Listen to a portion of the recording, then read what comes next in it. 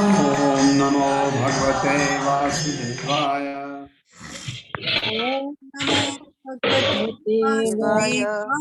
ओम नमो भगवते वासुदेवाय। ओम नमो भगवते वासुदेवाय। ओम नमो भगवते वासुदेवाय। ओम नमो भगवते वासुदेवाय। ओम नमो भगवते वासुदेवाय। ओम नमो भगवते वासुदेवाय। वासुदेवाय। नारायणं नमस्कृत्य नारायणं नमस्कृत्य नरं चैव नरोत्तमं नरं चैव नरोत्तमं देवीं सरस्वतीं व्यासं देवीं सरस्वतीं व्यासं जयमुदीरये। ततो जयमुदीरयेत्। नष्टप्रायेषु भद्रेषु नष्टप्रायेषु भद्रेषु नित्यं भागवत सेवया नित्यं भागवत सेवया भगवते उत्तम श्लोके भगवते उत्तम भगवते श्लोके भक्तिर्भवति नैष्ठिकी।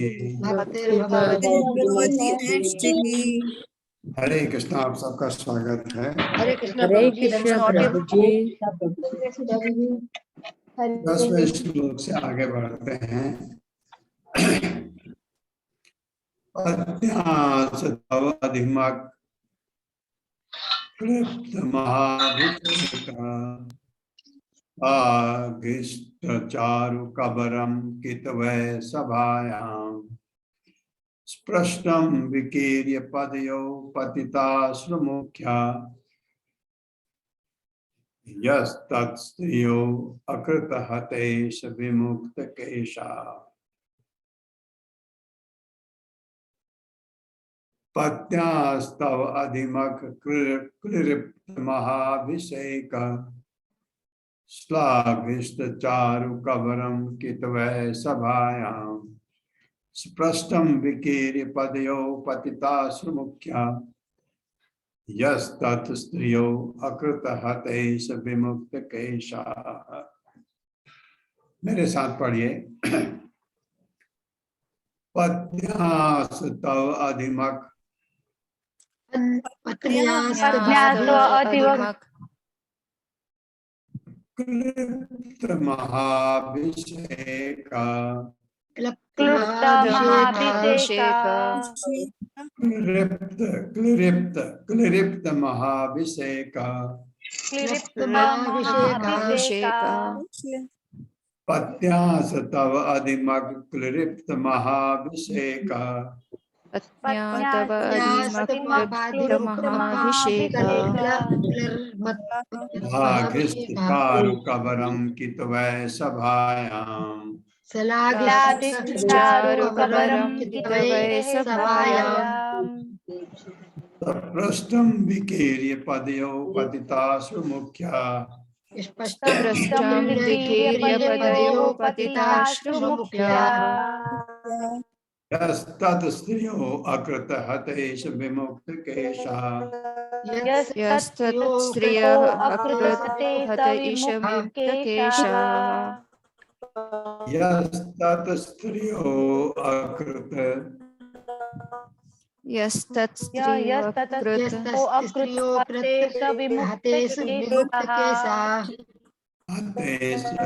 हतेश विमुक्त केशाः हतैष विमुक्तकेशः पत्न्यास तव अधिमख क्लिप्त महाभिषेका पत्न्यास्तव अधिमख क्लिप्त महाभिषेक श्लाघिष्ट चारु कबरम कितवैः सभायां श्लाघिष्ट चारु कबरं कितवै सभायां सपृष्टं विकीर्य पदयो पतिताश्रुमुख्या स्पष्टं विकीर्य पदयो पतिताश्रुमुख्या यस्तत् स्त्रियो अकृत हतेषु विमुक्त केशाः यस्तत् स्त्रियो अकृत ईश विमुक्तकेशः। बहुत अच्छा शब्दार्थ है। पत्नियां, पति का, तब आपको पता है किस बारे में बात हो रही। अर्जुन अब बोल रहे हैं युधिष्ठिर को कि सब खत्म हो गया अब मेरे में जो सब कुछ था वो सब गायब हो गया, उनकी कृपा से था, भगवान की कृपा से। अब याद कर रहे हैं उन्होंने क्या क्या इनके लिए किया था। अर्जुन एक एक करके याद कर रहे हैं।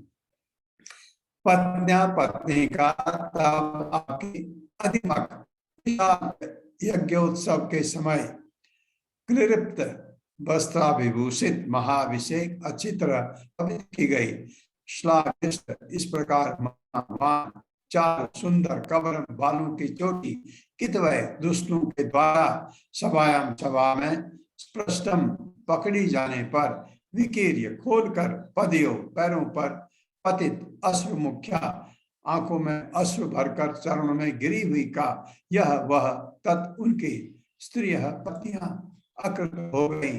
हत ईश पति विहीन विमुक्त केशा खुले हुए बाल। उन्होंने ही उन दुष्टों की पत्नियों के बाल खोल दिए जिन्होंने आपकी महारानी द्रौपदी की उस चोटी को खोलने का दुस्साहस किया था, जो महान राजसूय यज्ञ अनुष्ठान के अवसर पर सुंदर ढंग से सजाई तथा पवित्र की गई थी। उस समय वह अपनी आंखों में आंसू भरकर भगवान कृष्ण के चरणों पर गिर पड़ी थी। याद है आपको ये सब? मेरे साथ पढ़िए। उन्होंने ही इन्होंने भगवान कृष्ण ने उन्होंने ही उन दुष्टों की पत्नियों के बाल खोल दिए। उन्होंने ही उन दुष्टों की पत्नियों के बाल खोल दिए जिन्होंने आपकी महारानी द्रौपदी की जिन्होंने आपकी महारानी द्रौपदी की उस चोटी को खोलने का दुस्साहस किया था। उस चोटी को खोलने का दुस्साहस किया था, जो महान राजसूय यज्ञ अनुष्ठान के अवसर पर महान राजसूय यज्ञ अनुष्ठान के अवसर पर सुंदर ढंग से सजाई तथा पवित्र की गई थी। उस समय वह अपनी आंखों में आंसू भरकर भगवान कृष्ण के चरणों पर गिर पड़ी थी। भगवान कृष्ण के चरणों पर गिर पड़ी थी। हाँ, ये द्रौपदी के लिए कहा जा रहा है कि जिसने द्रौपदी को तंग किया उनके वो सब उनकी पत्नियां सब विधवा हो गई, क्योंकि वो सब मर गए तो उनके बाल खुल गए। ये ऐसा उनकी कृपा से ये हुआ, अर्जुन कह रहे हैं। तात्पर्य माता जी। हरे कृष्ण। पल्लवी माता जी। हरे कृष्ण माता जी। हरे कृष्ण प्रभु जी। तात्पर्य श्रील प्रभुपाद जी द्वारा। श्रील प्रभुपाद जी की जय। रानी द्रौपदी की चोटी अत्यंत सुंदर थी, जिसे राजसूय यज्ञ के अवसर पर पवित्र किया गया था, किंतु जब वे दाव में हारी जा चुकी थी तो दुशासन ने उनके महिमा मंडित केशों को छूकर उनका अपमान किया था। तब द्रौपदी भगवान श्री कृष्ण के चरण कमलों पर गिर पड़ी। अतः भगवान कृष्ण ने निश्चय किया कि वे कुरुक्षेत्र के युद्ध के फल स्वरूप दुशासन तथा उसके दल वालों की सारी पत्नियों के केश खुलवाकर रहेंगे। इस प्रकार कुरुक्षेत्र के युद्ध के पश्चात जब धृतराष्ट्र के सारे पुत्र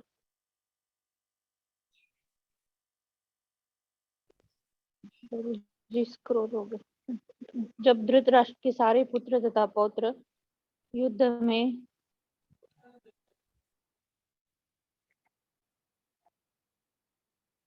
प्रभु जी ऊपर चला गया। तात्पर्य तो यही युद्ध में मारे जा चुके थे तो परिवार की सारी स्त्रियों को विधवाओं के रूप में केश खोलने पड़े। दूसरे शब्दों में दुशासन द्वारा भगवान के महान भक्त का अपमान किए जाने से ही कुरुवंश की सारी स्त्रियां विधवा हो गई। भगवान भले ही अपने ऊपर किसी दुष्ट द्वारा किए गए अपमान को सह ले, क्योंकि पिता अपने पुत्र के द्वारा किए गए अपमान को सह लेता है, किंतु वे अपने भक्तों का अपमान कभी नहीं सहते। कभी नहीं जाएगा। सहते। हाँ, कभी नहीं सहते। महान आत्मा का अपमान करने पर मनुष्य को अपने सारे पुण्य तथा वरों की बलि देनी पड़ती। हरे कृष्ण। हाँ, ये उनको हमेशा अपनी जिंदगी में इसको याद करना पड़ता है, याद रखना चाहिए कि किसी भी अच्छे मनुष्य का अपमान नहीं होना चाहिए। हो जाता, कभी कभी गलती होती है, मिसअंडरस्टैंडिंग हो जाती है। कभी कभी आप समझते हैं ये गलती इसने की, आप कुछ किसी का अपमान कर देते हैं। जब आपको पता लगता है कि इनकी गलती नहीं थी, तो जा करके उनके चरणों पर सिर मस्तक रख करके माफी मांगनी चाहिए। वो अगर माफ कर दें, नहीं तो वो अपराध हमारे ऊपर हमेशा रहता है। अगर उनको आप माफी मांग करके उनसे अवश्य कहिए कि प्लीज अब अपने दिल में इस चीज को नहीं रखे, क्योंकि नहीं तो वो आपके लिए हमेशा बना रहेगा एक अपराध। ऐसा करना चाहिए। कभी कभी होता है ऐसा, कभी कभी होता है। आपने अनुभव किया होगा कभी कभी अपने साथ में, परिवार में, आप कभी कभी किसका अपमान कर देते हैं ये सोचते हुए कि उसने बहुत बड़ी गलती की है, और गलती उसकी नहीं होती, आपको पता लगता है। ये इस चीज का ध्यान रखना चाहिए। द्रौपदी का अपमान किया दुशासन ने। दुशासन ने क्या किया? पूरे कौरवों ने किया। कोई भी ऐसा नहीं था जिसने उसका विरोध किया।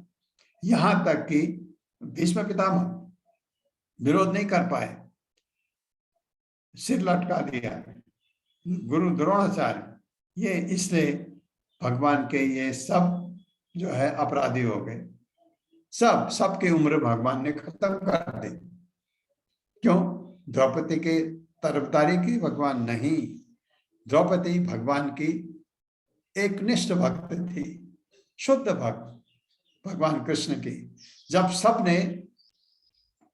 सबकी तरफ द्रौपदी ने उठाई और आंख उठाई, उनको विनती की, किसी ने कोई मदद नहीं की, तो तब उसने भगवान कृष्ण को याद किया, और भगवान कृष्ण ने द्रौपदी की लाज रखी।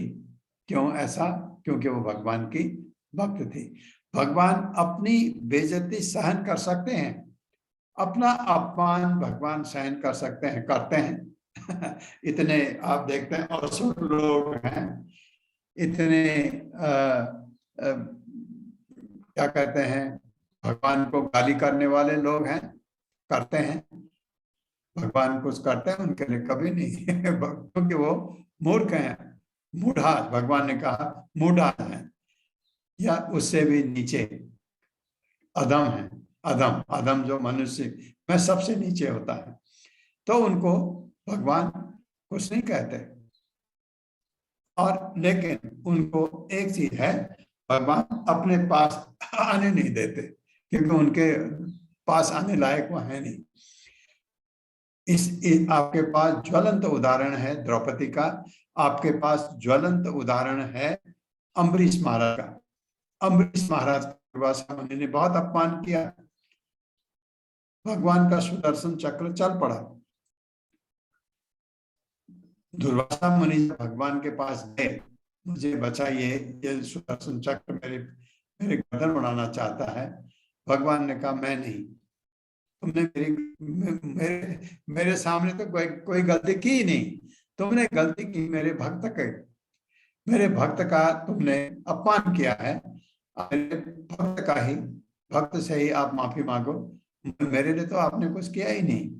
भक्त से, भक्त का अपमान भगवान कभी नहीं सहन करते। इसलिए मैं आपको बार बार कहता हूं, भगवान के भक्त हैं जो, उनका हमेशा सम्मान करना चाहिए। भगवान के भक्त हमारे घर में अगर कदम रखें, हमारा घर तीर्थ बन जाता है।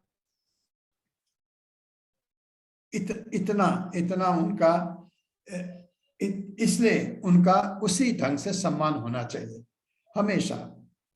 तो कभी आपको लगता है इसमें किसी में, हमको लगता है ऐसा, आप देखते हैं कितने भी भगवान के भक्त हैं, उनमें कुछ कमियां दिखेंगी। कौन सी? भौतिक कमियां दिखेंगी। चलने में गड़बड़ करता है, बोलने में गड़बड़ करता है, उठने बैठने में गड़बड़ करता है, लेकिन भक्ति में गड़बड़ नहीं करता है। तो साधु है, उसको उस ढंग से, आध्यात्मिक ढंग से देखे, उसका हमेशा सम्मान करना चाहिए। ये द्रौपदी के लिए ऐसा किया, भगवान ने कैसा दंड दिया, इतना दंड दिया कि वो सारे के सारे जितने थे वहां पर काम करते। ये बात अलग है, आप कहेंगे कि जो और राजा आए थे उन्होंने तो कुछ भी नहीं किया था। हाँ, उन्होंने और कोई गलती की थी, भगवान ने सबको एक साथ समेटा, सबका कल्याण कर दिया वहीं पर। जिन्होंने भगवान कृष्ण को भगवान मान करके देखा था सामने, और वह सब, उनका सबको मुक्ति मिल गई। ये भगवान से, या भगवान से तो आप, ऐसा होता है कभी कभी जैसे हम अभी कह रहे हैं, आप कभी कभी करते हैं, आप माफ कर देते हैं, और उसे गलती करते हैं तो वो माफ करते हैं। ये तो हमारे भौतिक जगत की बात है। और जब आध्यात्मिक जगत में होता है, भगवान का कभी भी अपमान नहीं होना चाहिए। तो जब 10 अपराध हम पढ़ते हैं सुबह माला जपने से पहले, 10 अपराध पढ़ने चाहिए। पहला अपराध है भक्तों का, भगवान के भक्तों का कभी भी उनको क्रिटिसाइज नहीं करना चाहिए। To blaspheme the devotees who have dedicated their life for propagating the holy name of the Lord. भगवान के भक्त जो भगवान के निर्देश का प्रचार कर रहे हैं, उपदेश का,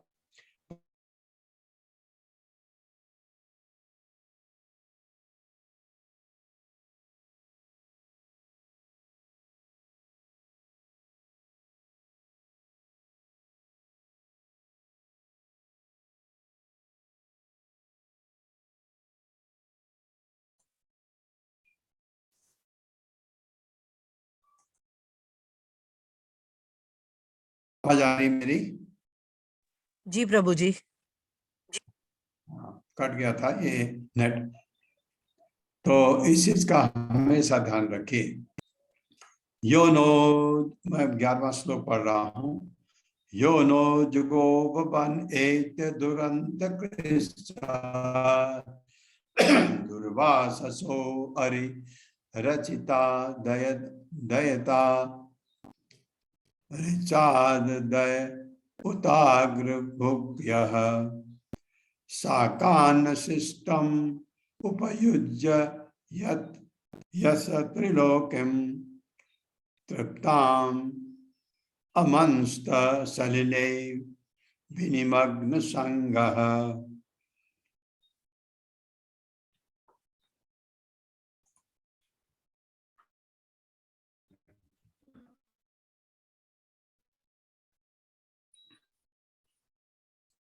यो नो जुगोपवन एत दुरंत कृष्चात् दुर्वाससो, देखो दुर्वासा मुनि की बात कर रहे थे, आ गया उनका नाम। दुर्वाससो अरि अरि रचिताद अयुताग्र भुक्यः साकान्न शिष्टम उपयुज्य यस्त्रिलोकिम तृप्ताम अमंस्त सलिले विनिमग्न संगः। मेरे साथ पढ़िए। यो नो जुगोपवन एत्य दुरंत कृष्चात् यो नो जुगोपवन एत्य दुरंत कृच्छात् दुर्वाससो अरि रचितात् अयुताग्र भुग्यः दुर्वाससो अरि रचितात्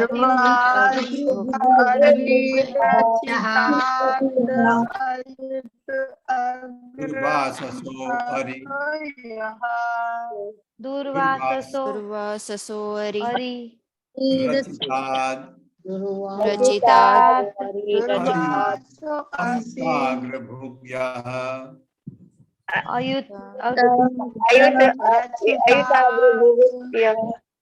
आप साथ पढ़ते हैं। आयुत दुर्वाससो हरिरचिता दुर्वाससो अरिरचितात् युक्ताग्रभुग्यः कान्नशिष्टम् उपयुज्य शाकान्नशिष्टम् उपयुज्य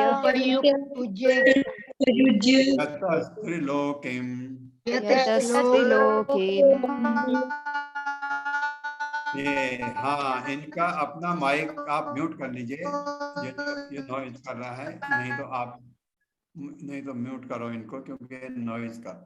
साकान सिस्टम उपयुज्य यतस्त्रिलोकीम् शाकान्नशिष्टम् उपयुज्य यतस्त्रिलोकीम् ताम अमंस्त सलिले विनिमग्न संगः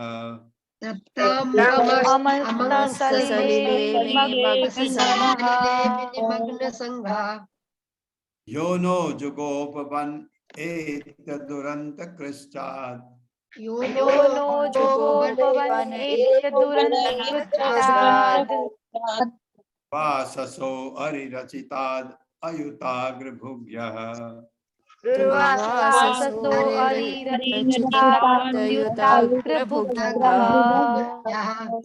कान्न सिस्टम उपयुज्य यतस्त्रिलोकीम् शाकान्नशिष्टम् उपयुज्य यतस्त्रिलोकीम् तृप्ताम् अमंस्त सलिले विनिमग्न संगः अमनसलिले विनिमग्न संगः। शब्दार्थ, यह जिसने हमको जुगो सुरक्षा प्रदान की, बने वन में एत्य प्रवेश करके दुरंत भयानक कृष्णात संकट से दुर्वासा मुनि के अरि शत्रु द्वारा रचिता बनाया गया अयुत 10,000 अग्रभुग पहले खाने वाला यह वह व्यक्ति शाक अन्न शिष्टम बचा हुआ भोजन जूठन उपयुज्य स्वीकार करके यतः क्योंकि त्रिलोकीम तीनों संसारों को तृप्ताम संतुष्ट अमंस्त मन में सोचा सलिले जल के भीतर विनिमग्न संगह सभी जल में विलीन हुए। हमारे अर्जुन कह रहे हैं फिर हमारे वनवास के समय 10,000 शिष्यों के साथ भोजन करने वाले दुर्वासा मुनि ने हमें भयावह संकट में डालने के लिए हमारे शत्रुओं के साथ मिलकर चाल चली। उस समय उन्होंने कृष्ण ने केवल जूठन ग्रहण करके हमें बचाया था। इस तरह उनके भोजन ग्रहण करने से नदी में स्नान करती मुनि मंडली ने अनुभव किया कि वह भोजन से पूर्ण रूप से संतुष्ट हो गई और तीनों लोग भी संतुष्ट हो गए। ऐसे भगवान मेरे साथ पढ़िए। हमारे वनवास के समय 10,000 शिष्यों के साथ भोजन करने वाले दुर्वासा मुनि ने हमें भयावह संकट में डालने के लिए हमारे चाल चली। उस समय उन्होंने कृष्ण ने केवल जूठन ग्रहण करके हमें बचाया था। इस तरह उनके भोजन ग्रहण करने से नदी में स्नान करती मुनि मंडली ने अनुभव किया कि वह भोजन से पूर्ण रूप से संतुष्ट हो गई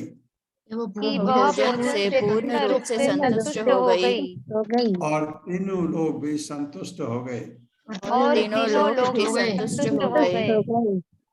हाँ, पता ये आपको कहानी पता होगी, जब वनवास में थे पांडव, और ये हुआ, दुर्योधन ने ऐसे चाल चली कि कहा वहां आपके पास तो 56 भोग वहां मिलेंगे। वहां कहा, जंगल में दुर्वासा मुनि आ गए, और दुर्वासा मुनि तो श्राप देने में बहुत तेज है। तो जब वो स्नान करने गए तो ये सब इन्होंने कहा, आप स्नान करके आइए, देखते हैं। तो एकदम द्रौपदी ने भगवान को याद किया, भगवान आ गए। भगवान ने कहा, कृष्णा, द्रौपदी का नाम कृष्णा भी है, कृष्णा तुम्हारे भोजन में कुछ जो तुमने खाया है कुछ बचा तो नहीं है, उधर देखो। एक चावल का पका हुआ दाना शायद किसी किनारे पर था। भगवान ने वो ग्रहण करके सबको संतुष्ट कर दिया। तात्पर्य पढ़िए माता जी। सुमन अग्रवाल माता जी। हरे कृष्णा प्रभु जी, धन्यवाद, प्रणाम। हरे कृष्णा माता जी। तात्पर्य, श्रील प्रभुपाद जी की जय। श्रील प्रभुपाद जी के द्वारा दुर्वासा मुनि ये शक्तिशाली योगी ब्राह्मण थे, जिन्होंने कठिन तपस्या तथा महान व्रतों के द्वारा धर्म के नियमों का पालन करने का संकल्प किया था। उनका नाम अनेक ऐतिहासिक घटनाओं के साथ जुड़ा हुआ है। ऐसा प्रतीत होता है कि उन्हें शिव जी की भांति सरलता से प्रसन्न किया जा सकता था तथा सरलता से रुष्ट भी किया जा सकता था। प्रसन्न होने पर वे सेवक का अपार शुभ कर सकते थे और अप्रसन्न होने पर भारी विपदा उत्पन्न कर सकते थे। कुमारी कुंती अपने पिता के घर में सभी महान ब्राह्मणों की सेवा किया करती थी और उनके अच्छे सत्कार से प्रसन्न होकर दुर्वासा मुनि ने उन्हें ऐसी शक्ति का वर दिया कि जिससे वे इच्छित देवता का आभार कर सकती थी। ऐसा समझा जाता है कि वे शिव जी के अंशावतार थे, अतः वे शीघ्र ही प्रसन्न या रुष्ट किए जा सकते थे। वे शिव के महान भक्त थे और शिव जी के आदेश से उन्होंने श्वेत केतु का पुरोहित बनना स्वीकार किया था, क्योंकि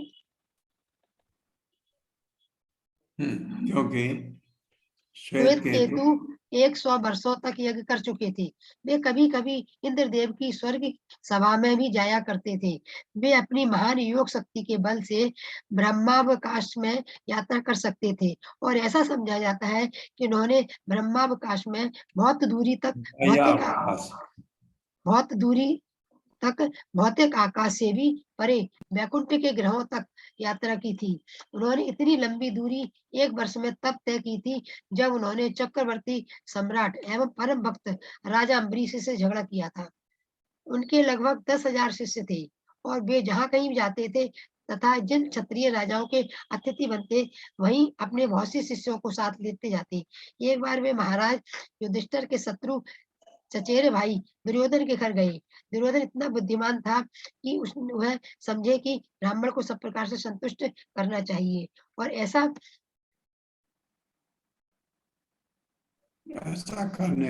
करने पर इस महर्षि ने दुर्योधन को कुछ वरदान देना चाहा। दुर्योधन इनकी सहयोग शक्ति से परिचित था और उसे यह भी पता था कि योगी ब्राह्मण अप्रसन्न होने पर किसी प्रकार ये बवंडर खड़ा कर सकते हैं। अतः उसने ऐसी चाल सोची कि वह ब्राह्मण अपना क्रोध उनके शत्रु पांडवों पर उतारे।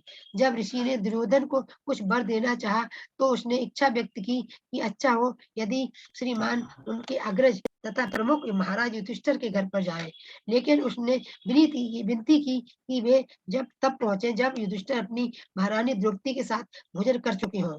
दुर्योधन जानता था कि द्रौपदी के साथ भोजन करने के बाद महाराज युधिष्ठिर इतने सारे ब्राह्मण अतिथियों को भोजन नहीं दे सकेंगे। हरे कृष्ण। और है माता जी। हाँ, और थोड़ा सा नीचे, थोड़ा सा ऊपर करेंगे प्रभु जी।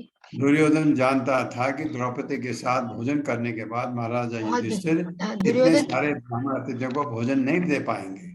दुर्योधन जानता था कि द्रौपदी के साथ भोजन करने के बाद महाराज युधिष्ठिर इतने सारे ब्राह्मण अतिथियों को भोजन नहीं दे पाएंगे और तब वह क्रुद्ध ऋषि क्रुद्ध होकर महाराज युधिष्ठिर के लिए संकट उत्पन्न कर देंगे। यह थी दुर्योधन की योजना। दुर्वासा मुनि ने उनके प्रस्ताव को मान लिया और दुर्योधन की योजना के अनुसार ही वनवासी राजा के यहाँ उस समय पहुंचे जब राजा तथा द्रौपदी भोजन कर चुके थे। महाराज युधिष्ठिर माता जी। हरे कृष्णा प्रभु जी। हरे कृष्णा सभी को। लीना दवे माता जी। हरे कृष्णा। हरे कृष्णा प्रभु जी, हरे कृष्णा माता जी।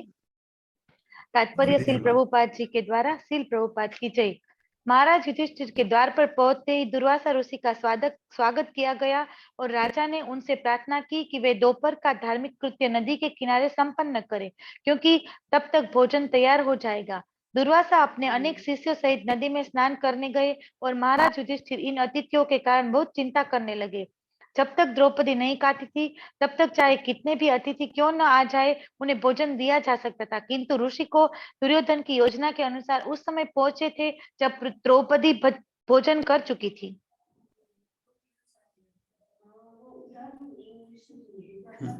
जब भक्तगण कठिनाई में होते हैं तब उन्हें ध्यान मग्न होकर भगवान का स्मरण करने का अवसर प्राप्त होता है। अतएव द्रौपदी उस विषम स्थिति में भगवान श्री कृष्ण का स्मरण कर रही थी और सर्वव्यापी भगवान तुरंत अपने भक्तों की कठिन स्थिति को समझ गए।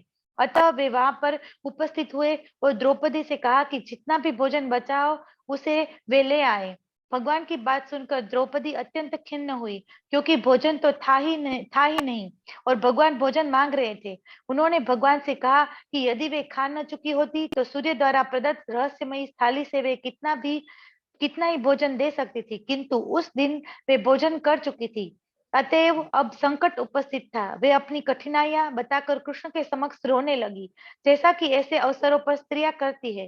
किंतु भगवान ने द्रौपदी से रसोई के पात्र लाने को कहा, जिससे वे देख सके कि उनमें कहीं कहीं भोजन का कोई कण लगा तो नहीं रह गया है। द्रौपदी के ऐसा करने पर भगवान ने देखा कि पात्र में शाक का एक कण लगा हुआ है। भगवान ने उसे निकालकर तत्क्षण खा लिया। उसके बाद भगवान ने द्रौपदी से कहा कि दुर्वासा समेत सारे अतिथियों को बुलाए। भीम को नदी तट से उन सबों को बुला लाने के लिए भेजा गया। भीम ने कहा, हे महोदय, आप विलंब क्यों कर रहे हैं? आइए, आपके लिए भोजन तैयार है। किंतु भगवान कृष्ण ने भोजन का एक कण ग्रहण कर लिया था। अतएव नदी में स्नान करते समय अतिथियों का भी पेट पूरा भर चुका था। उन्होंने सोचा कि महाराज युधिष्ठिर ने उन सबों के लिए नाना प्रकार के व्यंजन तैयार कराए होंगे और चूंकि उन्हें भूख नहीं लग रही थी तो वे खा नहीं सकेंगे, तो महाराज युधिष्ठिर को दुख होगा। अतएव श्रेयस्कर यही होगा कि वे वहां जाए ही नहीं। इसलिए उन सबों ने वहां से चले जाने का निश्चय किया। यह घटना सिद्ध करती है कि भगवान सर्वोत्कृष्ट योगी है, अतएव वे योगेश्वर कहलाते हैं। दूसरी शिक्षा यह मिलती है कि प्रत्येक गृहस्थ को चाहिए कि भगवान को भोजन भेंट करे। इसका फल यह होगा कि हर व्यक्ति संतुष्ट हो जाएगा, भले ही 10,000 अतिथि क्यों न हो, क्योंकि भगवान संतुष्ट है। यही भक्ति की विधि है। हरे कृष्णा प्रभु जी। हरे कृष्णा माता जी, हरे कृष्णा। तो ऐसा हुआ भगवान ने सब द्रौपदी के कष्ट को, जिस कष्ट में द्रौपदी आ गई थी, महान विपदा थी, और भगवान ने चुटकी में उसका हल निकाल दिया। ऐसे हैं भगवान। तो ऐसे भगवान की आराधना करना गलत है ना? ऐसा हमको सोचना चाहिए, याद करना चाहिए। बहुत कुछ करते हैं भगवान भक्त के लिए। यत्तेजसा अथ भगवान युधिशूल पाणि भीष्मापितः स गिरिजो अस्त्रं दान निजं मे अन्ये अपि च अहम् अमुनैव कलेवरेण प्राप्तो महेंद्र भवने मदहानार्धम्।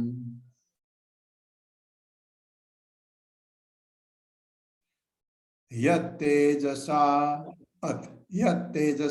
अथ भगवान युद्धशूलपाणि भीष्मापितः स गिरिजो अस्त्रम् अदान निजं मे अन्ये अपि च अहम् अमुनैव कलेवरेण प्राप्तो महेंद्र भवने महदासनार्धम्।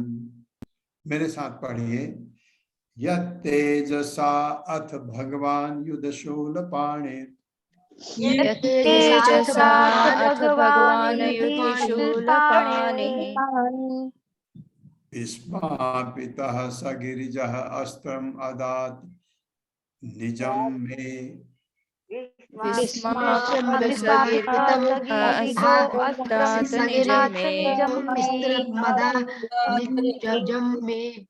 अन्ये अपि चाहम् अमुनैव कलेवरेण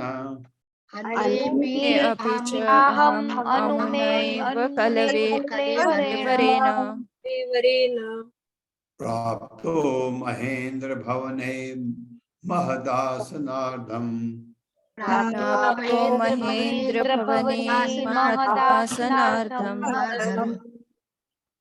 यत्तेजसा अत भगवान् युद्धशूलपाणि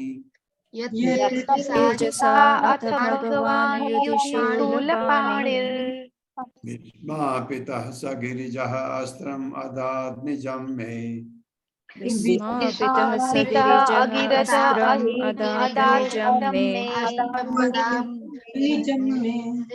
अन्ये अपि चाहम् अमुनैव कलेवरेण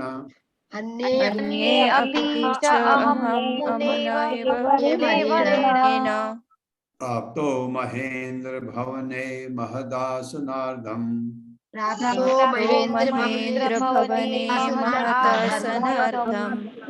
शब्दार्थ है यद जिसके तेजसा प्रभाव से अत एक समय भगवान ईश्वर शिव जी युद्ध में शूलपाणी त्रिशूलधारी भीष्मापितः आश्चर्यचकित सगिरजः हिमालय की पुत्री समेत अस्त्र अदात दिया निजम अपना मैं मुझको अन्य अपि और दूसरे भी च तथा अहम मैं अमुना उनके एव निश्चय ही कलेवरेण शरीर से प्राप्त महा इंद्र भवने इंद्रदेव के घर में महत महान आसन अधर्म आधा ऊंचा आसन।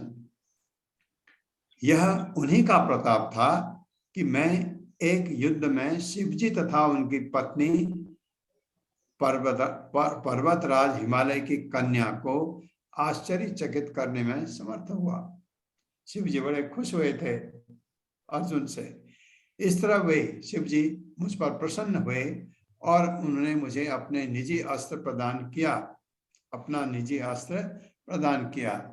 अन्य देवताओं ने भी मुझे अपने अपने अस्त्र भेंट किए और इसके अतिरिक्त मैं इसी वर्तमान शरीर से स्वर्ग लोक पहुंच सका, जहां मुझे आधे ऊंचे आसन पर बैठने दिया गया। बताइए, अर्जुन कह रहे हैं ये सब उनकी कृपा से हुआ।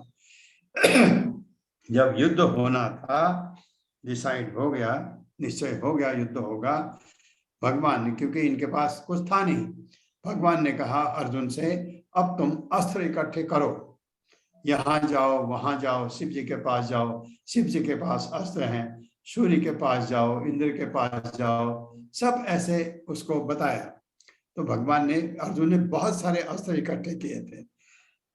तो ये उन्हीं का प्रताप था। मेरे साथ पढ़िए, और यह उन्हीं का प्रताप था कि मैं एक युद्ध में शिवजी तथा उनकी पत्नी पर्वतराज हिमालय की कन्या को आश्चर्यचकित करने में समर्थ हुआ। इस तरह वे शिवजी मुझ पर प्रसन्न हुए और उन्होंने मुझे अपना निजी अस्त्र प्रदान किया। अन्य देवताओं ने भी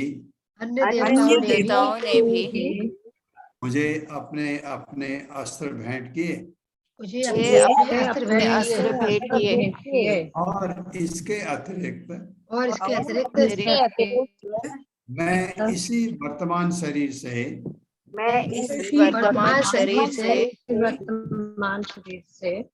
स्वर्ग लोक पहुंच सका, जहां मुझे आधे ऊंचे आसन पर बैठने दिया गया। आधे आधे ऊंचे ऊंचे आसन पर आसन बैठने पर दिया बैठने दिया गया। हाँ, अर्जुन कह रहे हैं सब उनकी कृपा से हुआ। तात्पर्य संतोषी गुप्ता माता जी, हरे कृष्णा। हरे कृष्ण प्रभु जी। हरे कृष्ण माता जी। से प्रभुपाद जी की जय। से प्रभुपाद जी के द्वारा तात्पर्य। अब पूर्ण पुरुषोत्तम भगवान श्री कृष्ण के अनुग्रह से शिव जी समेत सारे देवता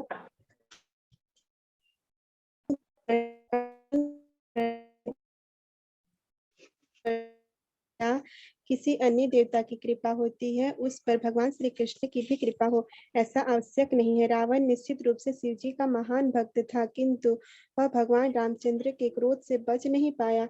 और पुराणों में ऐसी अनेक घटनाएं भरी पड़ी हैं, किंतु यहाँ पर एक ऐसा उदाहरण मिला है जिसमें शिव जी अर्जुन से युद्ध करके भी प्रसन्न होते हैं। परमेश्वर के भक्त जानते हैं कि देवताओं का सम्मान किस तरह किया जाए, किंतु देवताओं के भक्त कभी कभी मूर्खतावश ऐसा सोचते हैं कि भगवान देवताओं से बड़े नहीं हैं। ऐसी धारणा से मनुष्य अपराधी बन जाता है और उसका अंत वैसा ही होता है जैसा रावण तथा अन्यों का हुआ।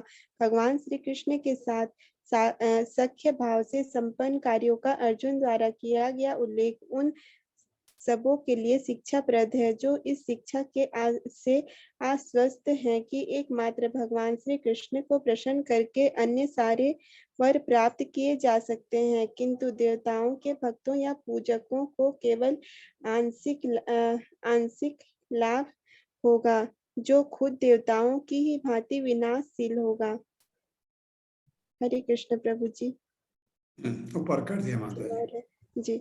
इस श्लोक की दूसरी महत्ता यह है कि भगवान कृष्ण की कृपा से अर्जुन इसी शरीर से स्वर्ग लोक पहुंच सके, जहां स्वर्ग के देवता इंद्रदेव ने अर्ध ऊंचे सिंहासन पर अपने साथ बिठाकर उन्हें सम्मानित किया। कोई मनुष्य पुण्य कर्मों से स्वर्ग लोक पहुंच सकता है, जैसा कि सकाम कर्मों की श्रेणी में शास्त्रों का अभिमत है। जैसा कि भगवत गीता में कहा गया है, जब ऐसे पुण्य कर्मों का फल छीन हो जाता है, तब भोक्ता को पुनः पृथ्वी लोक पर ला गिराया जाता है। चंद्रमा भी स्वर्गीय ग्रहों के समान स्तर पर हैं, और जिन लोगों ने यज्ञ संपन्न करके, दान देकर तथा कठोर तपस्या करके पुण्य अर्जित किया है, उन्हें ही शरीर की आयु पूरी होने के बाद स्वर्ग लोक में प्रविष्ट होने दिया जाएगा। अर्जुन को उस शरीर में स्वर्ग में प्रविष्ट होने दिया गया जो केवल भगवत कृपा का प्रसाद था, अन्यथा ऐसा होना संभव नहीं है। आधुनिक विज्ञानियों द्वारा स्वर्ग लोक में प्रवेश करने के सारे प्रयास व्यर्थ सिद्ध होंगे, क्योंकि ऐसे विज्ञानी अर्जुन के समान स्तर पर नहीं है। वे तो सामान्य पुरुष है जो यज्ञ, दान या तप की निधि से विहीन है। यह भौतिक शरीर प्रकृति के 3 गुण सत्वगुण, रजोगुण तथा तमोगुण से प्रभावित होता रहता है। आधुनिक प्रजा न्यूनाधिक रूप से रजोगुण तथा तमोगुण से प्रभावित है, और इस प्रभाव के लक्षण उनके अत्यंत कामुक तथा लोभी होने से प्रकट होते हैं। ऐसे पतित लोग मुश्किल से स्वर्गलोक पहुंच सकते हैं। स्वर्गलोक के ऊपर भी अन्य अनेक लोक भी हैं, जहां केवल सतोगुणी जीव ही पहुंच सकता है। इस ब्रह्मांड में स्वर्ग तथा अन्य लोकों के निवासी अत्यंत बुद्धिमान होते हैं, मनुष्य से कई गुना अधिक, और वे एक से एक बढ़कर शतगुणी होते हैं। वे सब भगवान के भक्त होते हैं, और यद्यपि उनका सत्वगुण विशुद्ध नहीं होता है, तो भी वे देवता कहलाते हैं, जिनमें इस भौतिक जगत में संभव अधिकतम मात्रा में सद्गुण पाए जाते हैं। हरे कृष्ण प्रभु जी। हरे कृष्ण। तो प्रभुपाद कह रहे हैं, तो कितना कठिन है स्वर्ग पहुंचना, कितना कठिन है। और अर्जुन जा पाए, स्वर्ग में गए, इंद्र ने उनका स्वागत भी किया, और अर्जुन वहां से काफी चीजें, कोई अस्त्र भी लाए और काफी चीजें सीख के भी आए। तो ये बहुत पुण्य कमाने होते हैं आपको स्वर्ग जाने के लिए, लेकिन भगवान का भक्त स्वर्ग का इच्छुक नहीं होता। क्यों? स्वर्ग अंतिम गंतव्य है ही नहीं। आप स्वर्ग जाएंगे, अच्छे कर्म हैं, कोई भी स्वर्ग जा सकता है, जब वो कर्म पुण्य कर्म के फल खत्म हो गए तो फिर पृथ्वी पर फिर आना पड़ेगा, फिर जन्म मृत्यु जरा व्याधि। इससे बचने का उपाय सिर्फ क्या है? भक्ति। भक्ति करके ही आप जा सकते हैं। एक श्लोक और कर लेते हैं। तत्रैव मे विहरतो भुजदंड युग्मं गांडीव लक्षण मरति वधाय देवा सेन्द्रासिता यद अनुभावित आजमीड तेन अहम अद्य मुषितः पुरुषेण भूम्ना तत्रैव मे विहरतो भुजदंड युग्मं गांडीव लक्षण मरादिवधाय देवा गांडीव लक्षणम अरातिवधाय देवा सेन्द्रासिता यद अनुभावित आजमीड तेन अहम अद्य मुषितः पुरुषेण भूम्ना। मेरे साथ पढ़िए। तत्रैव मे विहरतो भुजदंड युग्मं तत्रैव मे विहरतो भुजदण्डयुग्मं गांडीव लक्षणम गांडीव अरातिवधाय देवा गांडीव लक्षणं अरातिवधाव देवाः सेन्द्रासिता यद अनुभावित आजमीड सेन्द्रासिता यद अनुभावित आजमीड सेन्द्रासिता यद अनुभाविताम आजमीड सेन्द्रासिता यद अनुभाविता आजमीड तेन अहम अद्य मुषितः पुरुषेण भूम्ना तेन अहम मुषितः पुरुषेण भूम्ना तत्रैव मे विहरतो भुजदंड युग्मं तत्रैव मे विहरतो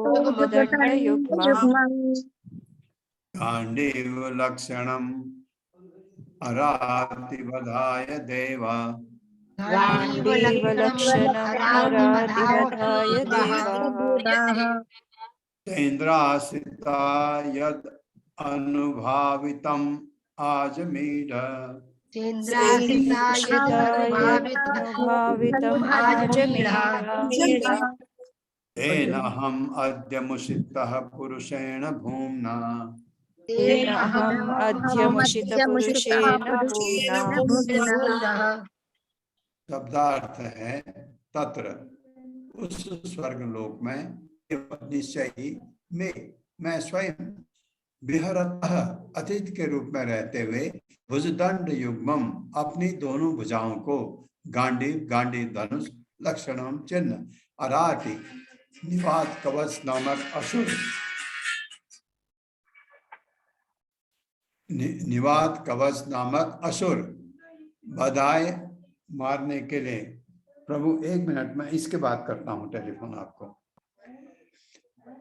देवा सारे देवता सहित इंद्रा स्वर्ग का राजा इंद्र श्रिता शरण लेकर यद जिसके अनुभावितम शक्तिमान होने के लिए संभव आजमीड हे राजा आजमीड के वंशज तेन उनके द्वारा अहम मैं अद्य इस समय मुषितः रहित पुरुषेण व्यक्ति से घूमना परम। जब मैं स्वर्ग रुका रहा तो इंद्रदेव समेत स्वर्ग के समस्त देवताओं ने निवात कवच नामक असुर को मारने के लिए गांडीव धनुष धारण करने वाली मेरी भुजाओं का आश्रय लिया था।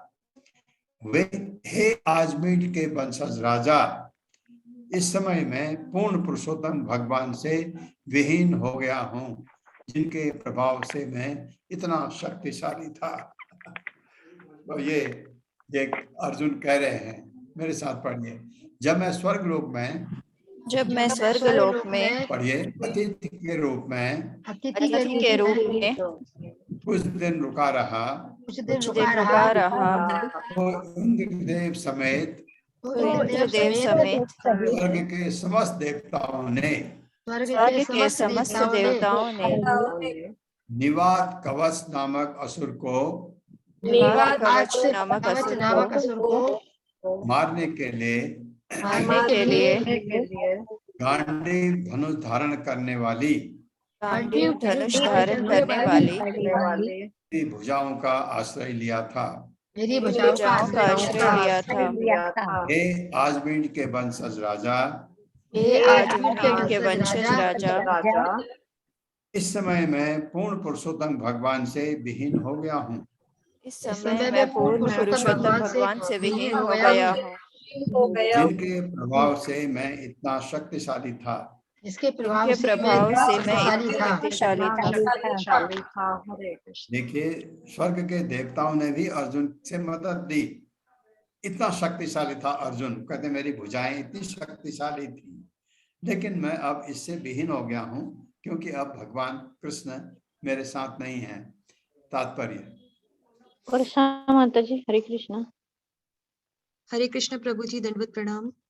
पढ़िए माता। तात्पर्य श्रील प्रभुपाद द्वारा श्रील प्रभुपाद की। स्वर्गलोक के देवता निश्चय ही अधिक बुद्धिमान, शक्तिमान तथा सुंदर होते हैं, तो भी उन्हें अर्जुन से उनके गांडीव धनुष के कारण सहायता लेनी पड़ी, क्योंकि गांडीव धनुष भगवान श्री कृष्ण की कृपा से शक्ति संपन्न था। भगवान सर्वशक्तिमान है और उनकी कृपा से शुद्ध भक्त उनकी इच्छा के अनुसार शक्तिमान हो सकता है, जिसकी कोई सीमा नहीं होती। किंतु जब श्री भगवान किसी से अपनी शक्ति वापस ले लेते हैं तो वह श्री भगवान की इच्छा से शक्ति विहीन हो जाता है। ये होता है, ये अर्जुन के साथ। अर्जुन ऐसा सोच रहे हैं, अर्जुन को हुआ भी ऐसा। जब वो भगवान कृष्ण का तिरोधान हो गया, वो बहुत ही दुखी थे, वापस आ रहे थे, तो अर्जुन को लगा कि कुछ लोगों से उनका युद्ध भी हुआ। अर्जुन को लगा कि मैं इनसे युद्ध में जीत ही नहीं सकता। इतना अर्जुन अपने को असहाय महसूस करने लगे, और यहाँ पर भी इसका वर्णन आया है। आप समझ सकते हैं ये सब का हमारे लिए क्या उपदेश है। हम में अच्छी बुद्धि है, ये हमारे क्लास में करीब 68 लोग हैं।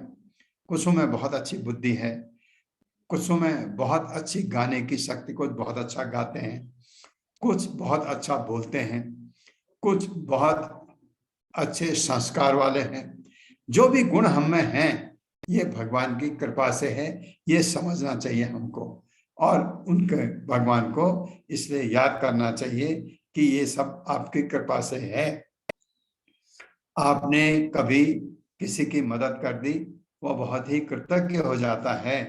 वो कृतज्ञता आप सीधे भगवान को भेज दीजिए। हम अपने को फूलना नहीं चाहिए, अरे मैंने ऐसा गजब कर दिया, इतने लोग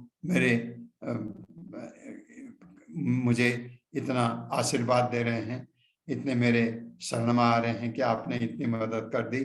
नहीं, धन्यवाद देते हैं लोग आपके मदद करने से, और धन्यवाद को सीधे भगवान को भेज दीजिए, क्योंकि हम में वो धन्यवाद अंदर आया, अहंकार आ जाएगा कि मैं इतना बड़ा हूं, मैं तो गजब हूं, वो नहीं आना है। ये इस चीज का ध्यान रखना है हम लोगों को। ओम अज्ञान तिमिरांधस्य ज्ञानांजन शलाकया चक्षुरुन्मिलितं तस्मै श्री गुरुवे नमः। नमः विष्णुपादाय कृष्णपृष्ठाय भूतले श्रीमते भक्तिवेदांत स्वामिनिति नामिने। नमस्ते सारस्वती देवे गौरवाणी प्रचारिणे निर्विशेष शून्यवादी पाश्चात्य देशतारिणे। जय हो श्री कृष्ण चैतन्य प्रभु नित्यानंद श्री अद्वैत गदाधर शिवासादि गौर भक्तवृंद। हरे कृष्णा कृष्ण कृष्ण हरे हरे, हरे राम राम राम हरे हरे। हरे कृष्णा। कोई प्रश्न है कि